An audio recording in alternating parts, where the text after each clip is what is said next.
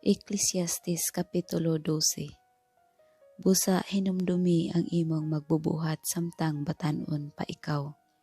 Sa dili pa moabot ang makasubo nga mga adlaw o katuigan nga moingon ka, dili ako malipayon sa akong kinabuhi. Niana unyang panahona, hanap na alang kanimo ang kahayag sa adlaw, sa bulan, ug sa mga bituon. Ug kanunay lamang magdag-om bisan human sa ulan. Niadtong panahona ang mga bukton nga nanalipod kanimo mangurog na, ug ang mga tiil mo nga karon lig-on pa kabsan nag-umoy. Diyutay na lang usab ang ipon nga iusap mo sa imong kanon, ug mahanap na kaayo ang imong panan-aw. Mabungol ka na ug lugos ka na gani makadungog sa hinagili sa galingan ug sa gitugtog nga huni, apan mumata ka bisan sa awit lamang sa langgam. Mahadlo ka na sa mga habog nga dapit ug peligro na alang kanimo ang paglakaw-lakaw.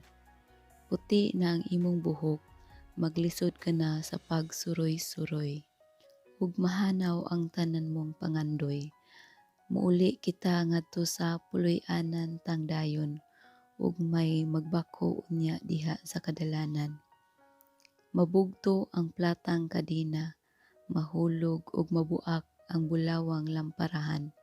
Mabugto ang higot sa timba sa atabay ug madugmok ang tibod nga sudlanag tubig. Unya mopauli sa abog ang atong lawas ug ang atong espiritu mopauli sa Dios nga maoy naghatag niini kanato. Wala gayoy kapuslanan ang tanan matud sa maalam, ang tanan walay kapuslanan. Panapos. Apan kay maalamon man ang maalam, nagpadayon siya sa pagpanudlo sa katawhan sa iyang nahibaluan.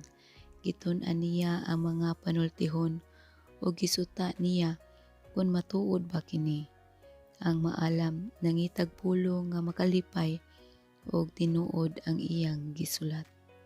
Ang mga pulong sa mga maalamon sama sa talinis nga sungkod nga gigamit sa mga magbalantay aron pagiya sa mga karnero. Ug ang tinigom nga mga panultihon malungtaron sama sa lansang nga maayong pagkatao. Gihatag kini sa Dios nga maoy magbalantay kanatong tanan. Anak, ani apay angay mong matngunan. Ang pagpanulat og mga libro walay undang ug makaluya kanimo ang pagpalabig tuon. Human niining tanan, usa na lang kabutang ang angay kong isulti. Tahura ug kahadluki ang Dios ug tumana ang iyang mga sugo. Alang kini sa tanang tawo. Hukman sa Dios ang tanan tang buhat, bisan ang atong gibuhat sa tago, maayo man kini o dautan.